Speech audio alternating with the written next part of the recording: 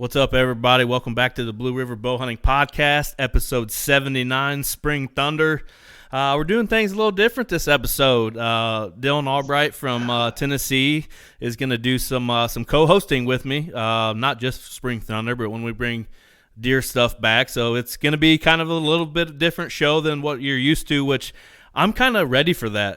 It's me here every week talking with the guest, and being on the Hoosier Backcountry podcast this past week, being with a group of guys, kind of made me realize how much I kind of liked the group talk type of situation. I mean, there's going to be episodes where Dylan's not available, and you'll get me kind of the same old show that you've got for 78 episodes. But Dylan, what's up, man? It's cool to start kind of co-hosting with you. Absolutely, man. I appreciate it. I know as much as we talk, I think we'll flow pretty well with it. I think so. I think people are going to underestimate how much we text during the day, but we pretty much text nonstop. Yeah, it's wild. Like 2 conversations throughout the day, Right. But our guest this week is Brandon Townsend from Desperado Game Co. What's going on, man? How are y'all? Y'all doing okay? Doing great, buddy. Doing great. Enjoying the weather, the cold weather. Drinking some beer, talking some turkey hunting with you guys. It's going to be a pretty good evening. Oh, yeah. But for somebody that doesn't know you, Brandon, introduce yourself a little bit. Well, we're from Dalton, Georgia. It's about 25, 30 minutes south of Chattanooga, Tennessee. I'm the owner of Desperado Game Co. We do a little bit of everything hunting besides clothing and stuff. We have a full lineup that we do, pretty much from January to January and pertains to all seasons. We've been together for going on 5 years now, and let's see, I turned 30 this year, so it's that was kind of a step for me, with everything, and then just made this my full-time gig actually. So prior to this, I was in law enforcement for about 10 years. Started hunting, at a young age with my dad and my grandfather, and just loved the sport and always wanted to do something with it. That was something that I had a passion for, and always was told, if you enjoy something you're doing, you'll never work a day in your life. And I believe that that's coming true, even though after working a 9 to 5 and multiple types of, avenues that I was doing at a younger age, we've ended up working a lot longer when you work for yourself. So it's enjoyable, man. I've had a blast with it, and I love meeting all the people. That's awesome, man. Yeah, I can't imagine, having something like that. Obviously you're doing something that you're passionate about, but like I every time I seem like I talk to you on the phone, it's like, hey, what's going on, man?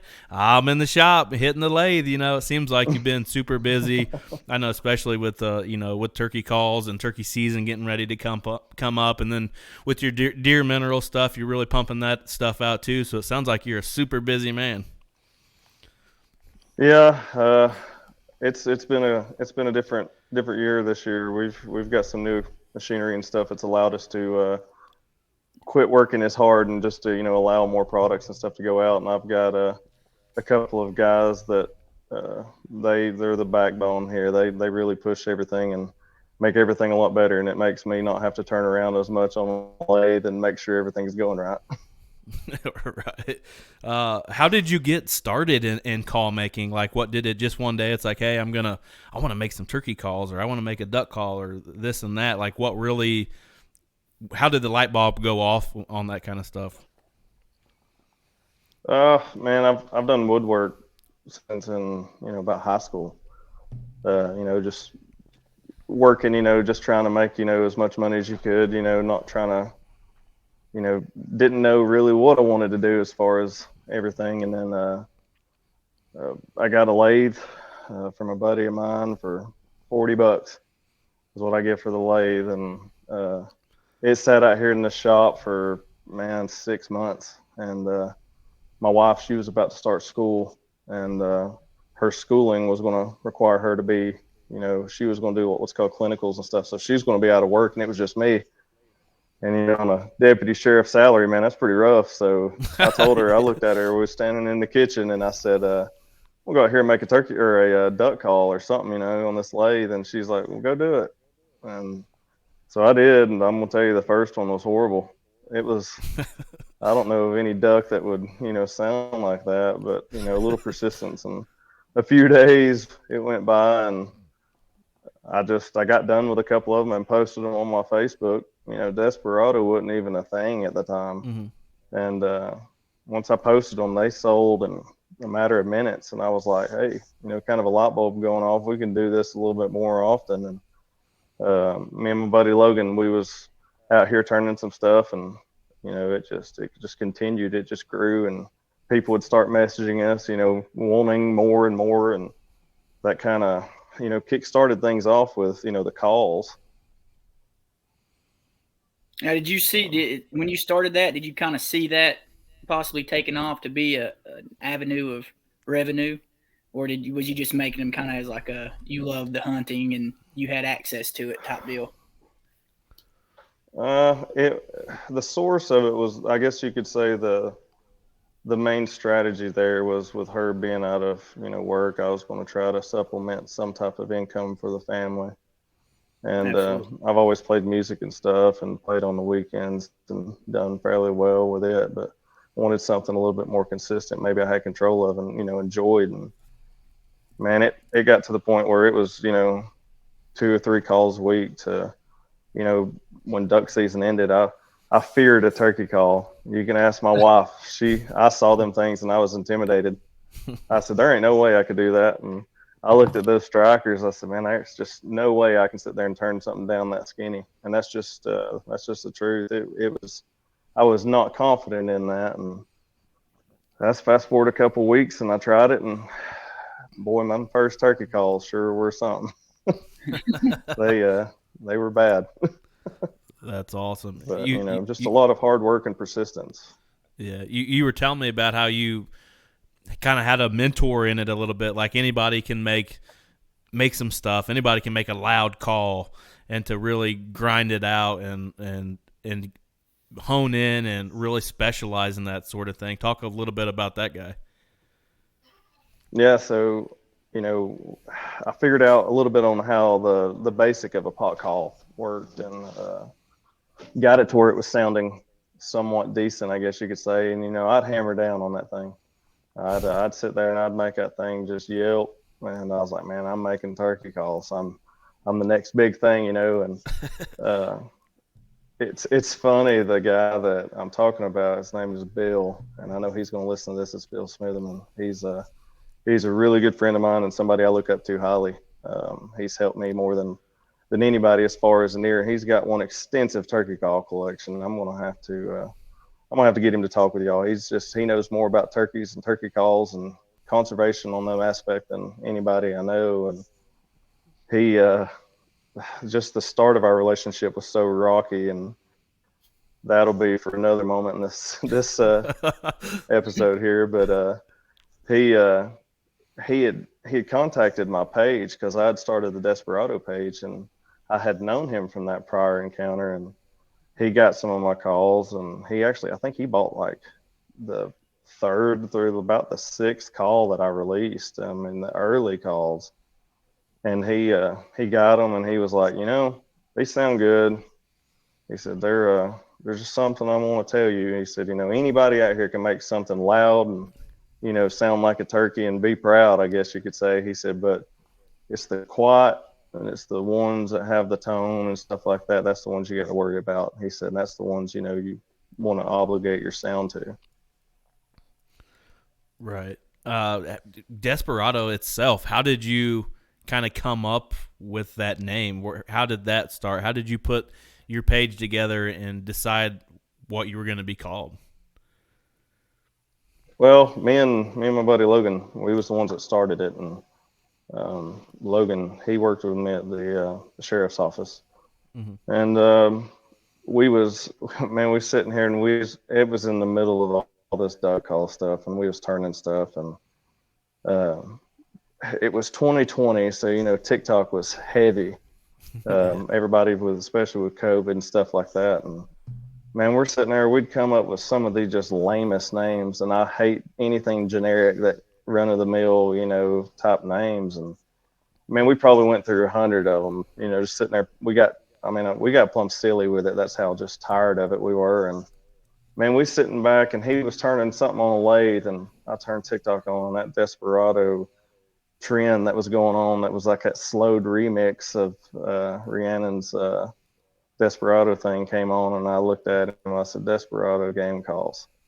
And he said, man, I like it. And I was like, man, I said, we talked about wanting to be different. We talked about wanting to be, just a little bit better and kind of stand aside from the rest. And I said, Desperado and Outlaw, it's what they are. So that's kind of the theme and how it, came to be. And it just kind of rolled from there. And man, the next day I had that logo and everything kind of swimming around. And it was initially Desperado Game Calls. We wasn't Desperado Custom Game Company. And once we extended, past calls and stuff like that, that's when we had to change it. But that's how it came to be, off of a TikTok trend, and it kind of stuck, and that's what we were going to stick with.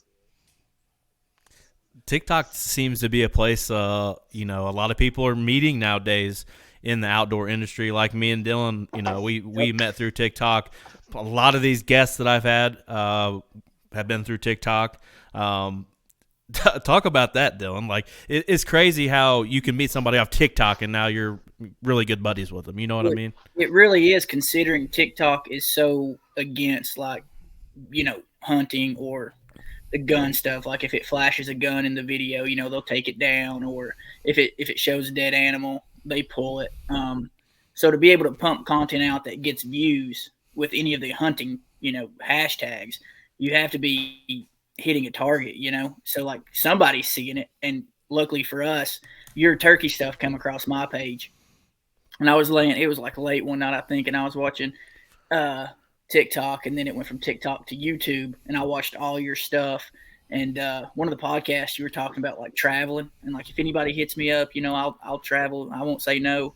So that's when I shot the message. I was like, hey man, I got plenty of birds and plenty of spots, so come on down. And from that day, we put it into action, and we've talked every day. And dude, how my hunt, like, even through hunting season, it was like, hey, did you have, a good day? What'd you see? Right. I knew you missed a deer probably before a lot of people did, but so it's funny how somebody can have a general interest that you do, and it just flashes. Because the way your content was kind of what I envisioned, like, if I was pumping content out like that, like how I would want it to be.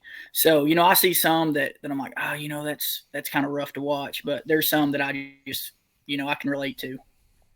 That's awesome. Yeah, you just had to mention me missing a deer, didn't you? I don't hear that enough from everybody else. I got to hear from you. Well, I just heard it on the podcast that you were just on too, but like, when you're supposed to come down for the velvet, and like, we ended up not even hunting but the one day, and then we got the big one. You checked in on me each. It's just one of those things when you got buddies chasing big deer or a lot of turkey, you're just checking in on them because you kind of live through them if you're not in the woods. Right. And then Brandon, I talked to Brandon the other day on the phone, and he sends me an invite to Georgia. I'm like, man, if you'd have told me that like 6 months ago, I probably could have figured it out. But my turkey season's pretty booked up. Which, we got ours. Plenty of time. Yeah, we got ours planned out probably last minute, because I was like, man, this is when our season opens. He's like, well, I'm West Virginia the next weekend. I was like, well, opening weekend, you're wide open then, so let's go. And I was hoping he did it, and then when he sent me the confirmation of the Airbnb, I was like, oh, we're in business now. Oh, absolutely. A question that I normally start with on this podcast, how you got into hunting, but we're doing Spring Thunder, so I'll ask you, Brandon, how exactly did you get into turkey hunting? Well, I guess it all kind of follows suit. You hunt one thing, and you kind of adventure off into the challenge of hunting other game. It's I wouldn't say any type of hunting that you do consistently gets mundane, but it can definitely get you curious. And I didn't start turkey hunting until I was probably in high school. My dad never was a big turkey hunter, as far as he had a few mouth calls, but we never went. He always said it was dangerous. And then my grandpa, he never turkey hunted, but me and a buddy of mine, Cole, we got together right there at high school, and we decided that we was going to go turkey hunting. I went to Walmart and grabbed a few things and watched a few videos, and knew the concept, but we got out and we didn't do so good, but we learned, and it came to be a really addictive sport. It's a mind game with these birds.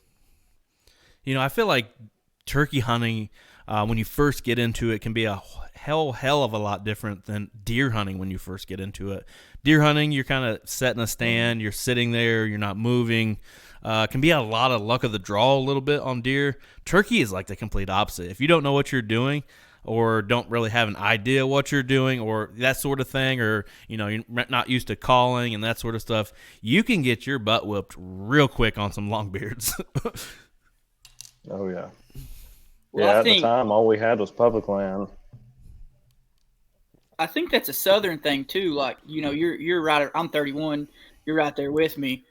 We didn't have a huge population around here for like my dad to hunt. So I think like all of his buddies never really turkey hunted. I think that was kind of like the population kind of really blew up as we were old enough to venture out on our own. And then, of course, if you can go do something by yourself around that age, you're going to do it. And, we were like you. We didn't see many, but we were out there and we were chasing them like we were seeing them every single time we went. So I think that's pretty cool that, like, because you're not that far from us. You're probably, what, an hour, 30 minutes? Yeah, hour and a half, 2 hours from you. So, yeah, that's pretty relatable, as close as we are. Now, when you when you started, was the turkey population as thick as it is now?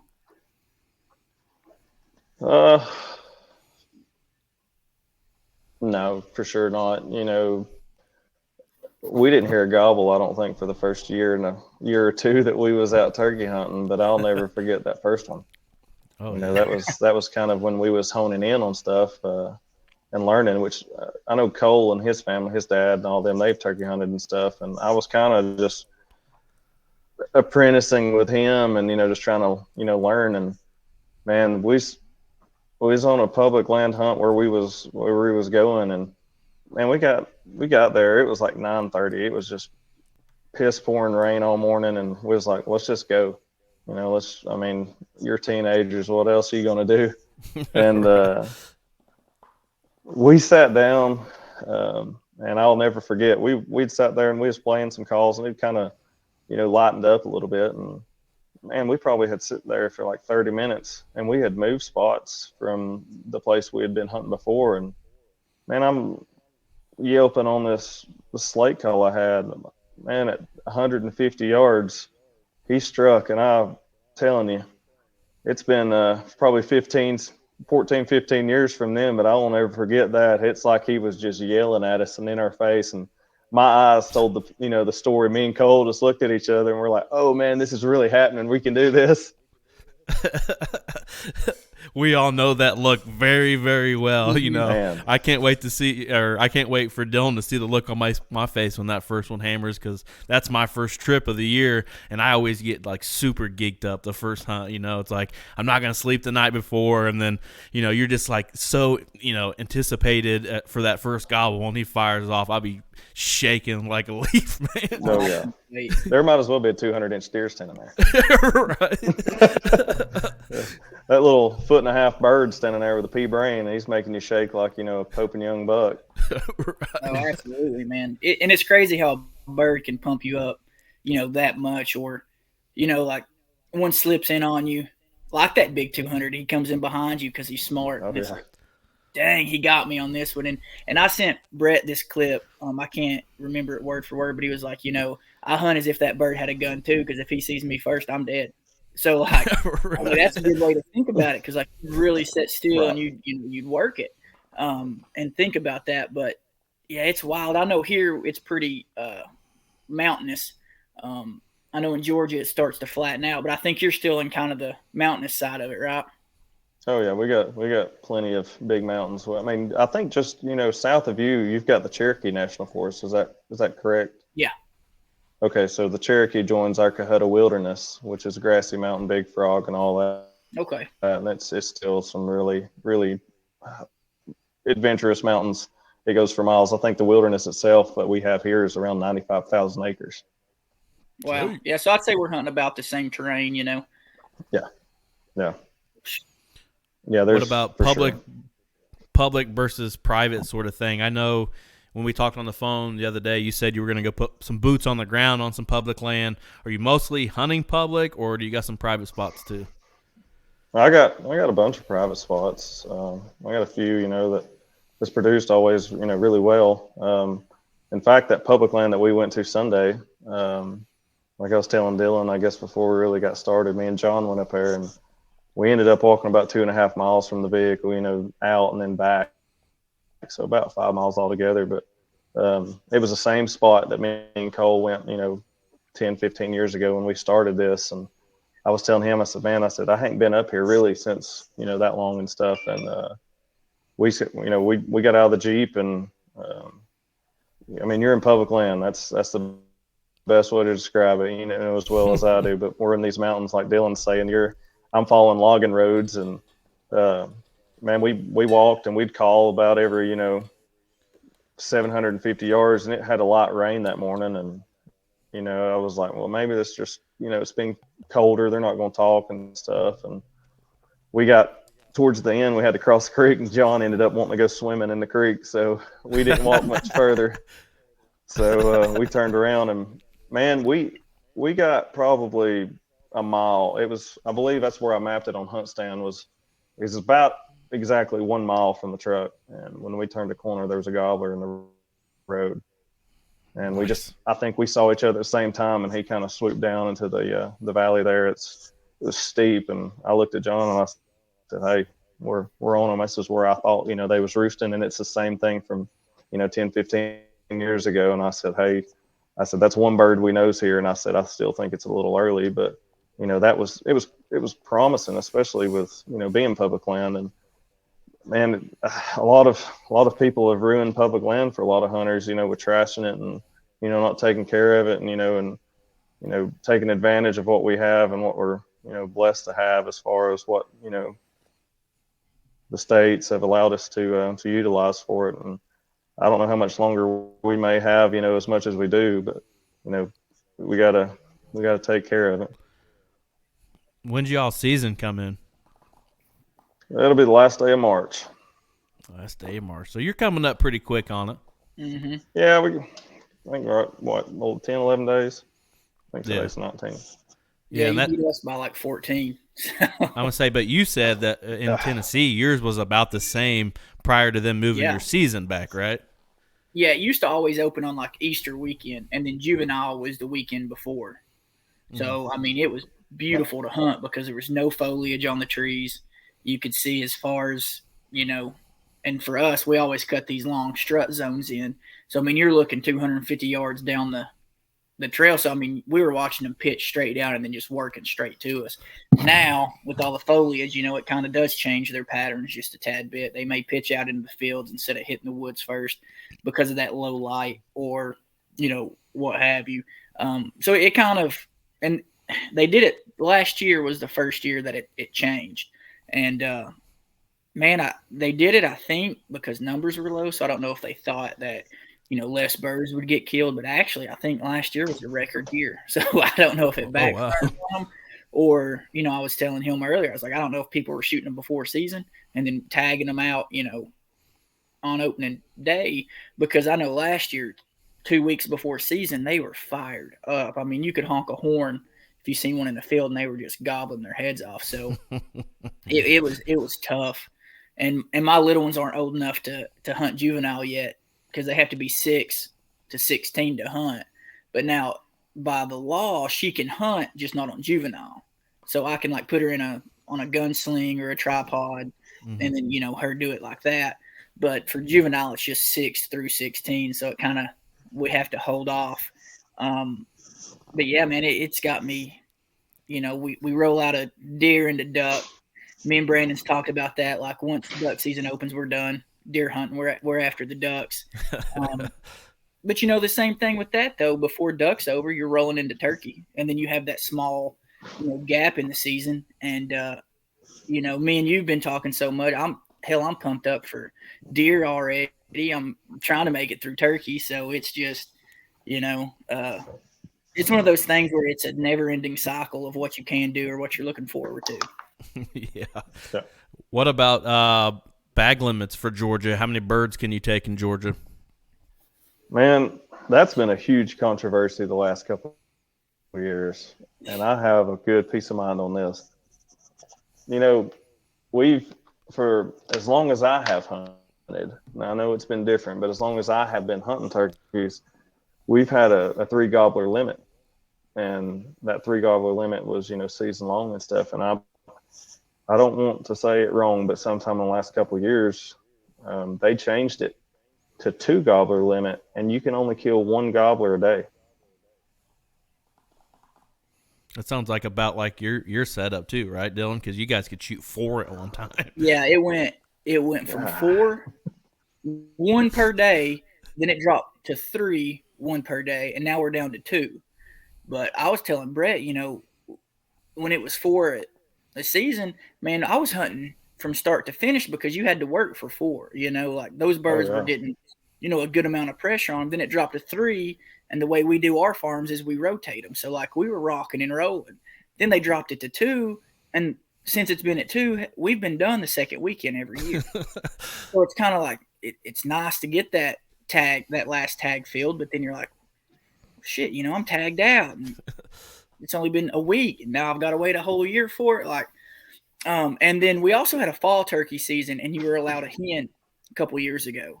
Then they took that away. So now it's just fall season for 1 bearded turkey, which we used to thin out the hens a little bit when it was, you was legally allowed to do that because, they say predators get them, whatever. Man, I seen 4 toms the other day with probably 60 hens. And I'm like, oh, man, I miss being able to thin those out. But, it is what it is. And we're not complaining. We're still doing good. But I'm just hoping they don't drop it to 1 bird because my fiance will kill me if I have to start traveling more than I already do. I'll say you guys are spoiled because I've only ever had a 1 bird limit. I mean, when I hunted Kentucky years ago, I was able to shoot 2 down there. I think I only did that like once or twice. But you guys have been so spoiled because where you guys are at, there's so many turkeys. The turkey hunting tradition is just so big. Where I'm at, it's just that's not a thing. But I get the deer hunting side of that. You know what I mean? My deer hunting is just so rich in heritage around here, and we grow really, really, really big deer around here. Not saying that you guys don't, but our Midwest cornfield deer are a little bit different than those southern deer. Yeah, big crops too, and stuff like that definitely help. Mm-hmm.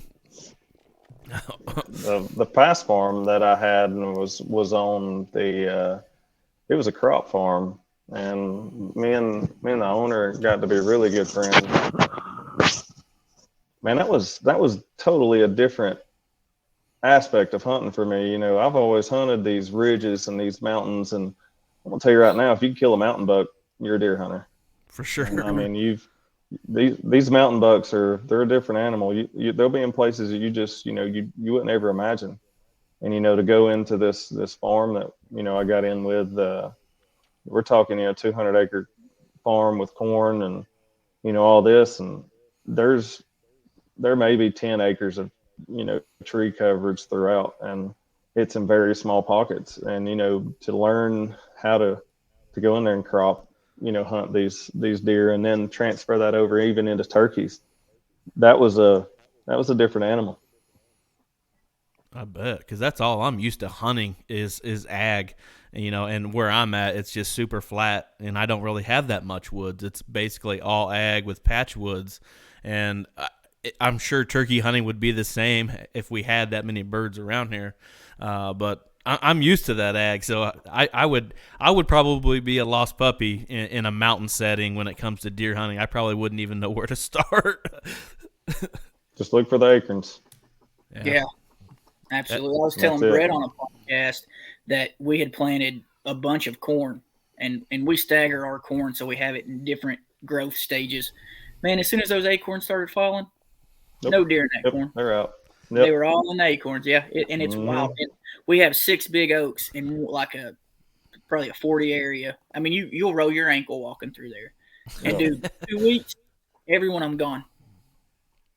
And we had good deer So- this year too. Good question for you, maybe even you, Brett. How was y'all's acorn crop this year? Go ahead, bud. Mine was plentiful. We had a ton, and they started falling early. Yeah, that's So what ours was. I've got videos of us. I mean, just videos of us riding a side by side and them shooting out from under the tire. It was wild. Yeah, we had a pretty good acorn harvest as well. I can remember there's a certain tree that I sit in my Hancock County property, and I think even in early October, when I was filming up there, you can hear the acorns dropping around me in one of the videos that we did. I don't think that one ever hit YouTube or not, but you can just hear them like raining out of the trees. I mean, we have a pretty good oaks here in Indiana. That's never something that we really lack in is acorns. No. What about learning to call when it came to turkey hunting? Was it something that you know, kind of a steep thing that you had to overcome, or was it pretty natural to you right off the bat? And I know this is going to sound weird, but this goes into a big aspect of what I do. I've been a musician for a long time. I play every instrument but piano. I can't play it, but being able to kind of play the drums and being that articulate with stuff, it was something. I feel like my motor skill function was pretty decent. If I can mimic something, and that's the way I do guitar. If I hear it, I'll play it right back to you and whatnot. And somebody was playing, slate call and stuff, and I'd go right back to it. But I guess the ability to do it and understand what you're doing was more or less the challenge, and understanding the vocalizations and such. That was the learning point, necessarily, the learning on how to call, the mouth call. Now that was pretty rough, but I got it. But just learning turkey communication and vocalization, and not just in Easterns, but Merriam's and all that, and how they may vary, and the tones and stuff they have, and I know that's kind of skipping ahead about like what we do now, but that it's been an evolution of we just had to listen, and I tried to always just listen to birds, and I always tried to mimic it, and then understand what they was doing. And that turkey hunters, and especially younger turkey hunters, they'll grab any call they can, and they go out there and hit some yelps, and that's all they know how to do. They don't understand your morning clucks and stuff like that, and Right. kind of the sequence that these turkeys have. And that's hard for a lot of the newer generation, but it's something that definitely needs to be taught. And we try to, as a business and all of our group here, we try to pass that down. Yeah, that's one of the biggest tips I think I've gave going into this turkey season, because some of our guys that is on my team don't have a lot of turkey hunting experience, so they're asking questions. And when your calls came into the shop, not that long ago, everybody was over. We were talking a lot of turkey hunting, and a couple of them were like, well, how exactly do you call? And, we showed them a few calls and whatnot and a few sequences. And I told them, I said, the first few times that you're in a turkey woods, I said, don't even call. I said, sit there and listen. I want you to listen. I don't need you to know how to yelp or kiki or do any of this stuff. Listen, and listen to what they are doing. Listen to the language of them. And it's almost like feeling out a big buck when he's coming in. You look at his posture, that sort of thing. Same thing when it comes to longbeards. I mean, you gotta feel them out. You just can't go in there screaming hot, because it ain't gonna work out for you. No. Yeah, you've definitely, everybody likes to hear that gobble, and For sure. I always tell a lot of the younger guys, especially, we get a lot of people that's never really had turkey calls, and they just like to see some of our calls. I mean, they like the way they look, or stuff. They don't really understand the sound of them. And we try to make good sounding calls look good, not just good looking calls, or they're out there. We want to we've took apart what we want to hear, and then we try to make it snazz it up a little bit or something, and people want to hear that gobble and all that, and they think, I want to go out here and just yelp them to death. And everything. The first thing I used to say, man, you slam that car door hard enough, he's going to go gobble.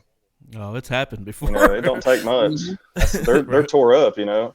I've had it happen a million times, but, you know, understand the language, you know, don't just listen to that gobble. You need to open your ears and listen for them hens, especially in the fall down here.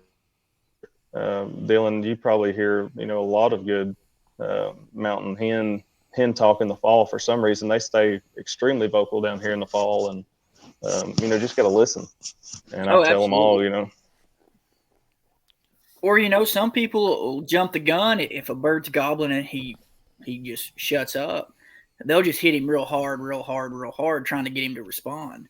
A lot of times that bird's probably on his way in, and he's going to cover some ground. He's going to cover it quick. Then he's going to stop, put on a show. He'll gobble. So I think, you know, I really try to listen to if a bird sounds like he's a long ways away and he goes quiet, I'll let him like yell for me. I'm going to let him call for me. And then I'm going to see if he's covered any ground, because, you know, if a bird's facing you and gobbles, he's going to sound a lot closer than if he's spitting and drumming and he's spinning and he's gobbling away from you. So I demand patience. For me is just something I still try to like. I have to, every time I hunt, I have to tell myself, just wait, man. It'll be okay. He don't have to gobble. He could still be interested. And with a good call, it's even harder to hold yourself back because you're like, oh, he can't resist this. Yeah. Yeah. I've always been told, you know, if he's not gobbling, he's moving. And he may be moving away from you, but he's moving. And, you know, give that bird opportunity. If he's gobbling and he's coming in on a string, you know, that's one thing. But just like you're saying, you know, with that mysterious bird, the one that we always have that's hung up somewhere, you know, just been around for all these people and all these kids out here with these calls and stuff, you know, they know, you know, they know exactly what sequences have been played 100 times. And, you know, everybody likes to go to that typical 5-stroke yelp and stuff like that. And, you know, you got to hit them with a little something different. But the most important thing you can do is, and I tell people, you know, you may get a custom call from me of any sort. Some of the best advice I can tell you is put it down. Right. Yeah. It's hard to do sometimes. They kind of, it's like a barber telling somebody you don't need a haircut. You know, that's just, it kind of defeats the purpose, you know. But I tell them, you know, sometimes the most important things you can do is just don't call. Just be quiet, you know, listen, get his interest. Well, sometimes like we'll have a bird hang up and, you know, our first instinct is to throw a different call in, or, you know, I'll hit a call, my buddy's 10 feet from me, and we'll, you know, work back and forth. Is that something you keep? I mean, obviously you make your call. So is that something you keep a few loaded in your vest so way you can switch it up on them? Oh man. Can't be giving all my secrets here, but I will. So I've got a sequence that I have done for years, and it has worked great. And I carry 3 calls on me. I carry an acrylic glass that I made, and I carry a wood slate that I made, and I carry a mouth call. I used to do mouth calls. I shake too bad. I can't do them anymore, and I didn't want to fool with them. And I usually carry a mouth call. And I would always just do this sequence. You know, I'd always have just this really consistent luck. It never would fail. Man, I had such a good thing going 2 years ago.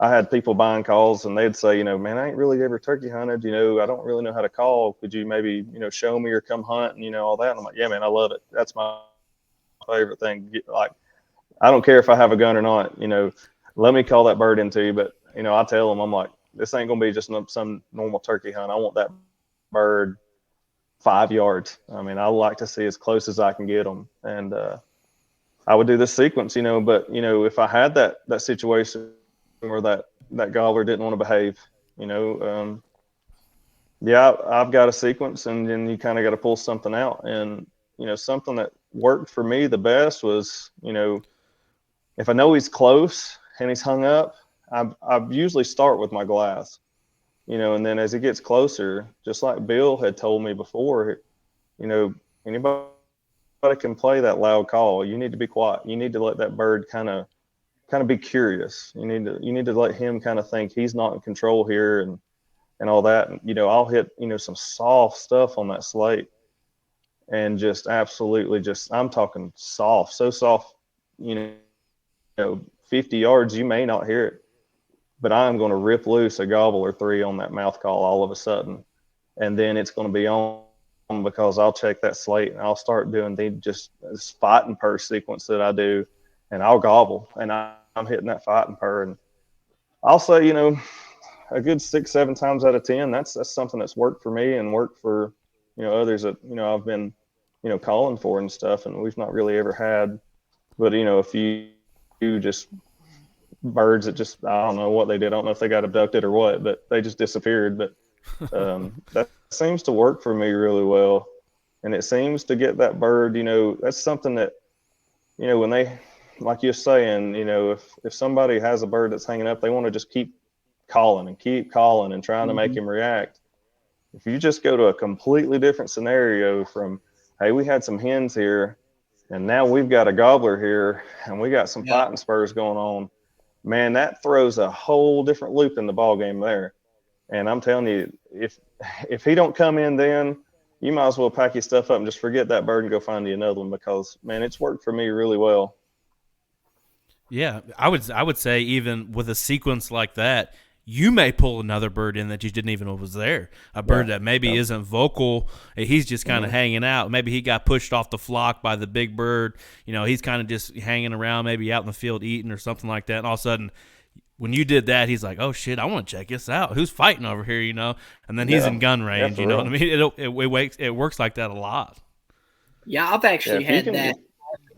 We were set up on this ridge, right, and there was two valleys like off to both sides. So I hit the call and one gobble to the left. And when he would gobble, one to the right, and a whole different field would gobble. And each time they were getting closer, and my buddy was like, hey, he's coming. And I was like, this one is too. I was like, let's just both, just watch down these little draws.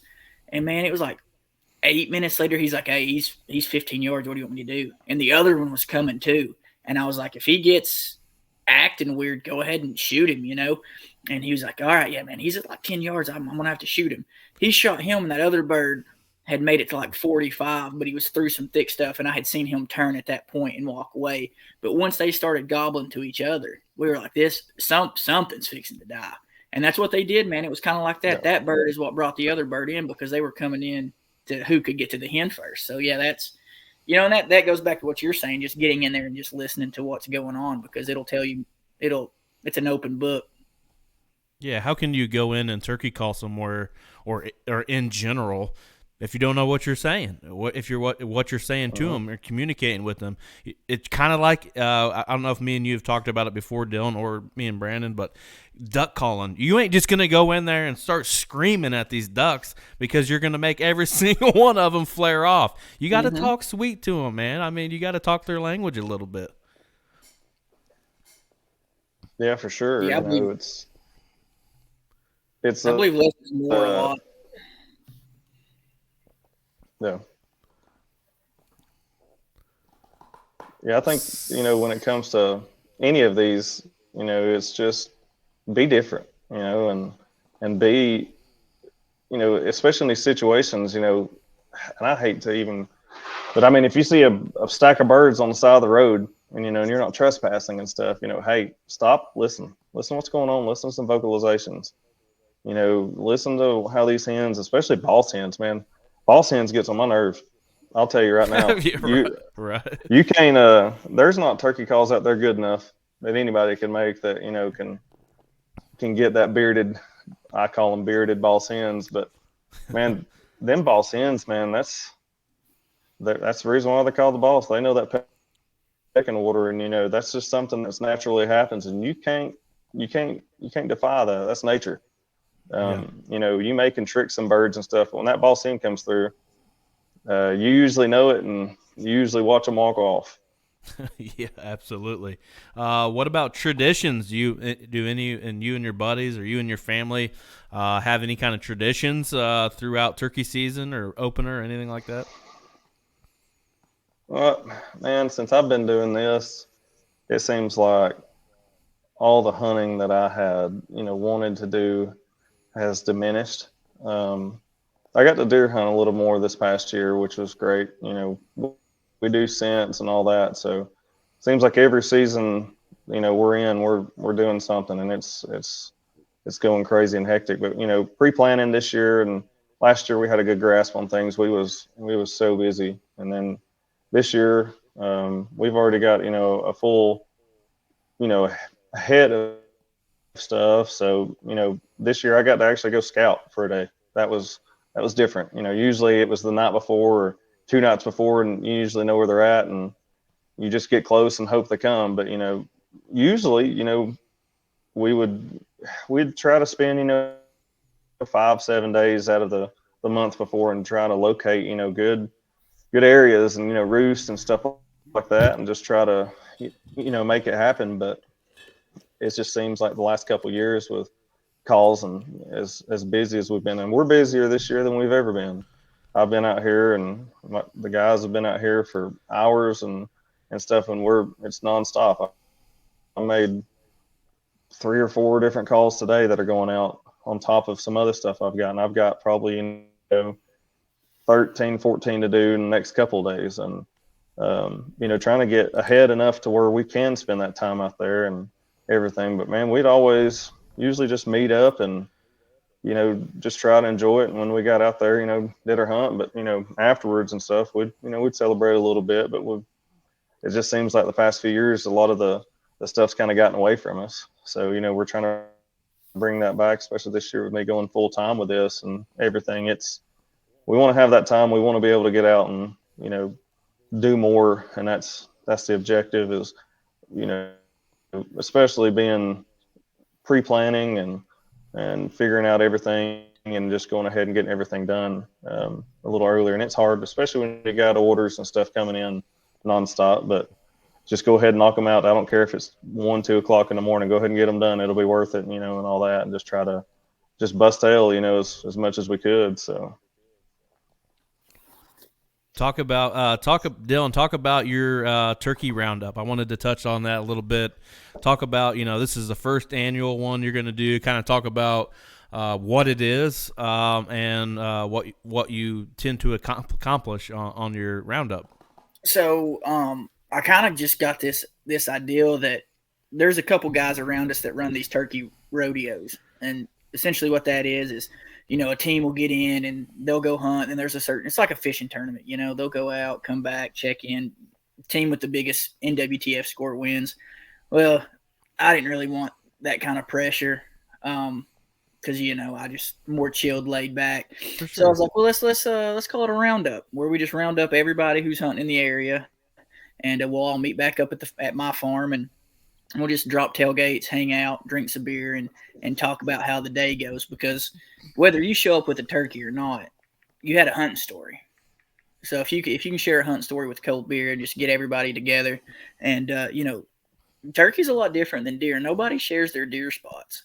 Everybody really wants to talk about how their deer are doing things. So with turkey, I know a lot of boys around here who hunt private, they hunt public, and we're very blessed with the turkey around here. It's a thick population. So a lot of the guys I know in the area, they do pretty well, and opening day's pretty good. So I was like, man, if we could get everybody together and just drop tailgates, hang out, drink a beer or two, and we'll start something kind of cool to where everybody looks forward to it. Like, hey, man, what are you doing opening day? I don't know, but I'll tell you where I'm going to be at is we're going to hit the roundup.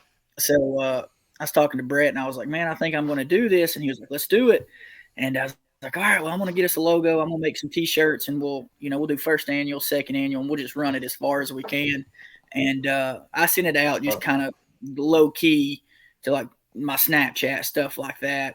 I think I'm at like 22 T-shirt orders, just off the logo today. So as it gets closer, more people are going to, trickle in, and it's going to be one of those things where it's like, hey, bring a cooler, bring the turkey, whoever you hunted with, bring them on, let's just have a good time and hang out. And I've got a pretty good area. I'm hoping to get a really cool picture of, just all the guys and just kind of build something that you can look forward to, because you can't really do that with, deer or something like that. So I think if we can get everybody together, I think it'll help the hunt community, kind of build up and get together. And somebody's going to see that's never turkey hunted and be like, wow, that looks cool. Like, and then they may come just to hang out. And then before you know it, they're out there chasing turkey. So I'm just trying to accomplish something kind of to get more people into it, because I've killed a lot of birds. I've been fortunate. So I was telling Brett, I was like, man, I don't care at all to kill a bird.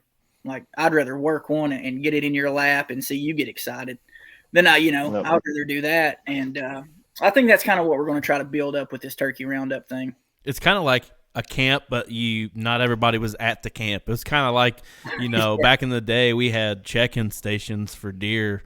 If you hit one of them opening day of guns or firearm season or whatever you want to call it, there was 30 trucks out there with everybody's tailgate drop.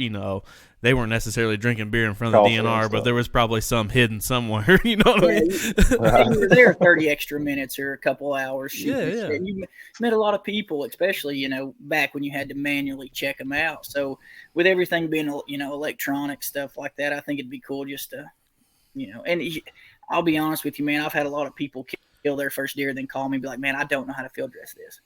I'm like, well, bring it by the house. I've done it for a lot of people, and right. There's people who turkey hunt that just duck hunt, and they think you breast a turkey out like you do a duck, and that's completely not even the same realm of cuts. So, I tell people, man, if you can get out there and hunt, just get out there and hunt, be safe. And if you need help with it, come by. Like, I'll field dress your deer for you. You won't say nothing, Like, yeah. I'll teach you how to do it. I still hate doing it, and I don't shoot some deer just because I know the work that's fixing to take. Right. Like, if it's doe day, like we do a doe day or something, and if it's like 30 minutes before dark, I ain't doing it. I don't have enough time, and we got too many coyotes around here. They'll carry me off. What about out-of-state trips for you, Brandon? Are you hitting any other states besides Georgia for turkeys? Man, I don't have any plans to.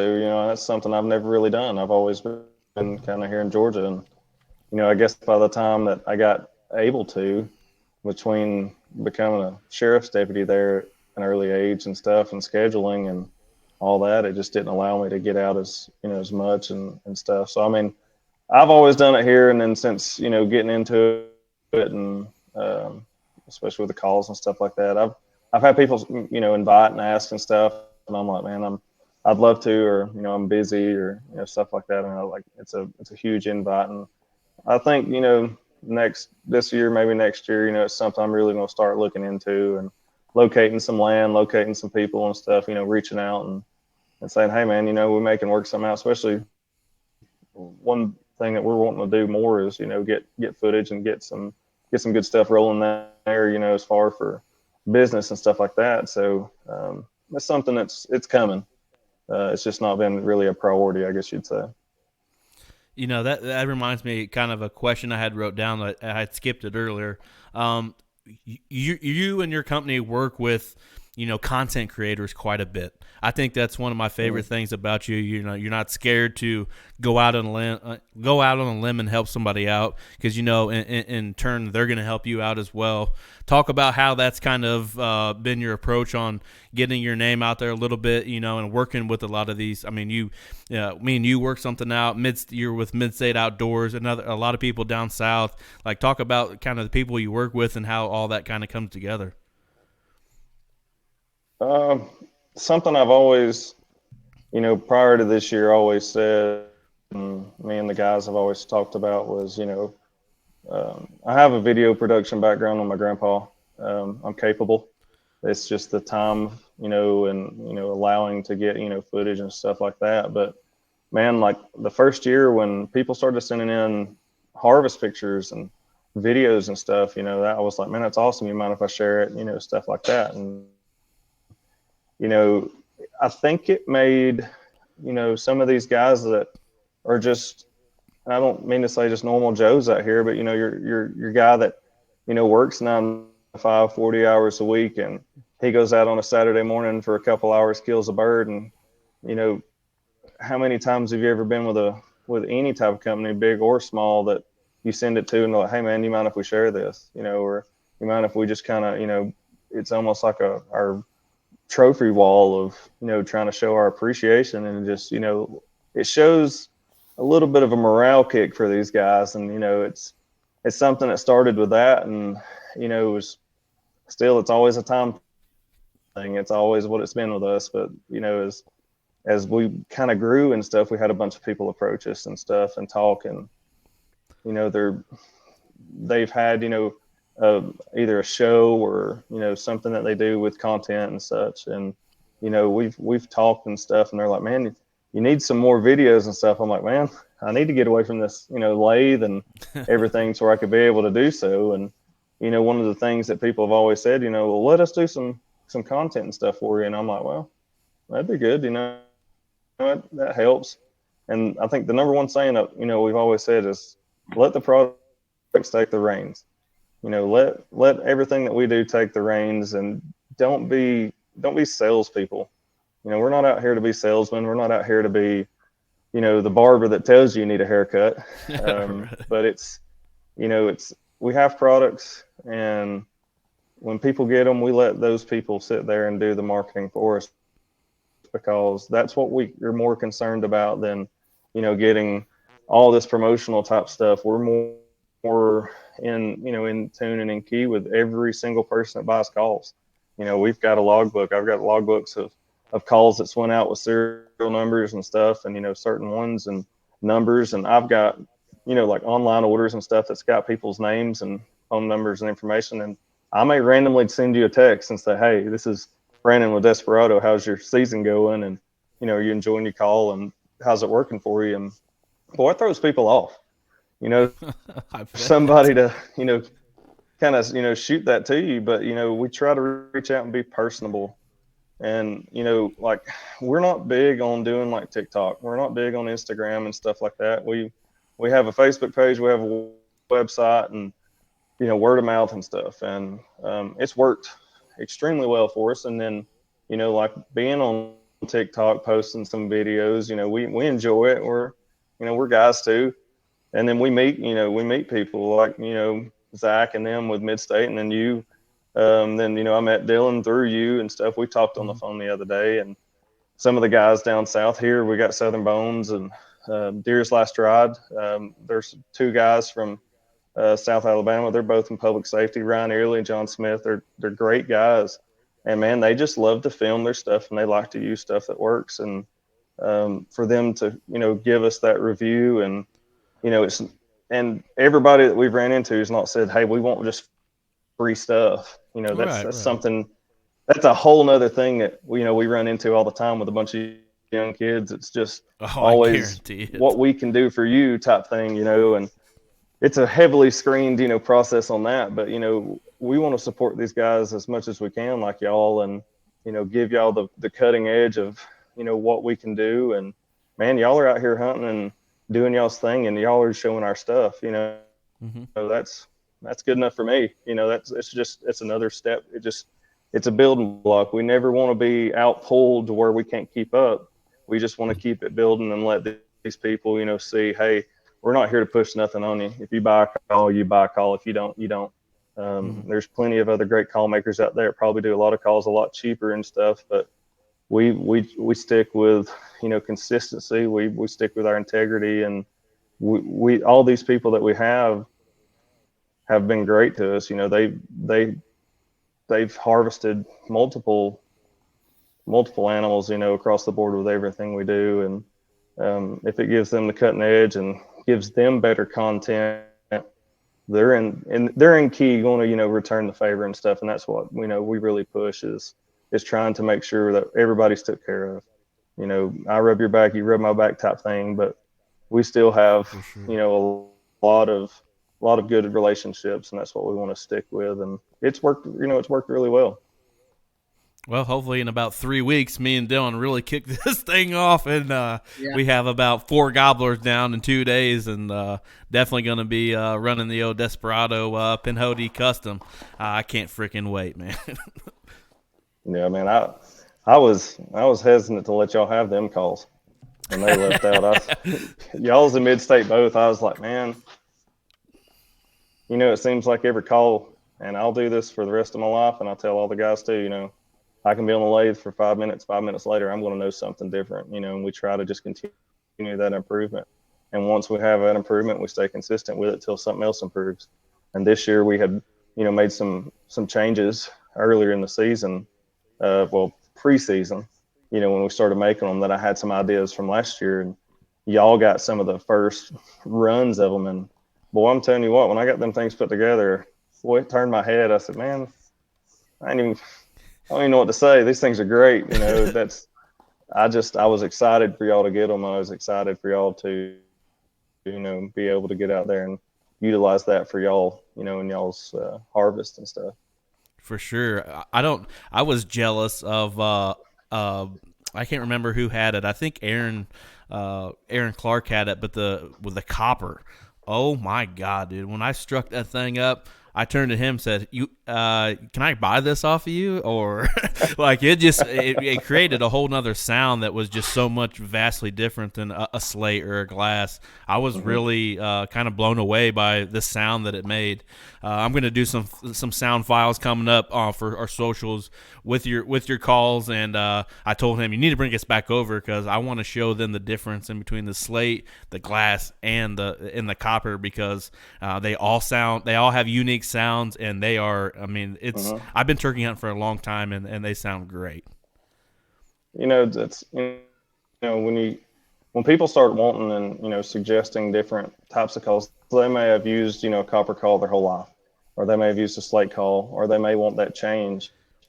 There's going to be minor differences, of course, in what's underneath and how we create, but it's going to sit there and take form of what that's going to tone wise produce on that sound or on that playing surface.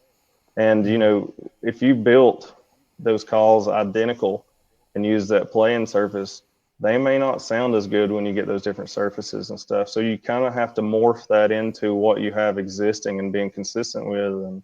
And copper and slate and copper and glass, man, that's two totally different animals. It's just like you put a slate in glass or slate over slate. But with that copper, and y'all wanted that copper over slate, I was like, man, I don't know, this is going to be kind of a different different animal here. And so I made a few changes, and I think if you look, you can still see it, but if you go on there, I'm pretty sure there should be an H and an L, which is my lingo for a couple of things on that soundboard, still written on the coin of that call. And there's two differences in there, and you could probably put them side by side and tell and see what it is, and you can tell me. But there's definitely going to be an H and an L on that. That was something I have wrote down in my black book over here that kind of tells me a little bit of difference. And man, I remember putting them side by side, and I was like, yeah, I can tell. Maybe nobody else will, but I definitely can tell. So copper is a different animal, and I really enjoyed building those calls for y'all, and I really enjoyed sitting there and making it a job. That was a lot of fun. Yeah, it was really, really impressive when I opened the box. Of course, we have a Facebook private group between the Blue River bow hunting guys, and I put on there. It was Saturday. I worked Saturday. Came home, saw the packages were in front of the garage. I put, calls are here. Hit me up when you want yours. Everybody hit me up within like 10 minutes. I said, well, hell, everybody's over here. You might as well just come. Everybody's over here drinking beer, and we got these calls out on the table playing. Next thing you know, I got 15 people at my house having a blast drinking beer, playing with turkey calls, watching YouTube videos, and they were all blown away. I mean, some are very beginners when it comes to turkey hunting, and some have been doing it a long time like me, and everybody was blown away by your calls, man. Very impressive. Well, I definitely appreciate it. It's very humbling. And like I said, when I text you and you got them, my main concern was everybody was happy with them. That's all that matters, is everybody was happy with everything, and everything turned out. That's what we want. And I don't care anything else. Just send me a smiley face letting you know you're good, man. That's good enough for me. For sure, man. Dylan, you got anything before we wrap up? No, other than just come on up for the roundup, man. You're not that far away. So shoot on up, hang out. We'll have a good time. Yeah, I got to bring Brett some stuff anyways, and I'll probably have a truckload of stuff. My truck probably squatted pretty good. So Brett, I hope you got something that'll carry a good load, because I got y'all a bunch of mineral stuff, Dylan. I'm gonna bring you some too. Heck yeah, get y'all some stuff to get took care of and everything. You have an open invite here anytime you want to come hunt. I mean, we hunt it. We hunt everything. So anytime you want to shoot up, you just let me know. We'll make it work. Man, I appreciate it. It's awesome. Like I said, we'll definitely have to get together and stuff. Like I said, my schedule this year is definitely going to allow me to get open a little bit more. So I may take you up on that just to get away from the norm of stuff, just to kind of, hey, you may put me on a gobbler, you look over, I'll probably be asleep, just sitting there enjoying my time out. So the wife's Traverse is probably going to be squatted, like you said, on the way back to Indiana. But I'm excited to come down and hunt and this roundup and everything, and then meet you and talk turkeys and meet everybody that comes to the roundup for that. And I'm pretty excited for turkey season to kick off, man. I still got about 3 more weeks before I head down to Dylan's, but I appreciate everybody listening to us in podcast land, YouTube. Hit us with the like and subscribe. Brandon, where can they find you and Desperado Custom Game Company at? you can find us on Facebook at Desperado Custom Game Co. Give us a like, give us a follow, man. We try to give away a bunch of stuff. We try to, make stuff worth people's while, and we try to interact. We support as much as we can, and if we can help support anybody as far as sharing content and stuff, we're doing it. We're definitely not going to be stingy with just posting calls and stuff like that. We try to help everybody, and you can find us on our website at DesperadoGameCo.com. We do have TikTok. We do have Instagram. You ain't gonna find much there because we don't do a lot there. We may post a funny video or something every now and again, but that's primarily for us and everything. But our Facebook and our website's where you're going to be, with us the most. Well, buddy, it's been a blast talking with you. Appreciate you, Dylan, for co-hosting with me. I'm sure I'll have you on again here soon. Everybody, just give us a like and subscribe. It supports our channel, helps us grow more. We'll be back here again next week for episode 80. And if you're out turkey hunting already, good luck to you, and we'll see you again here next week.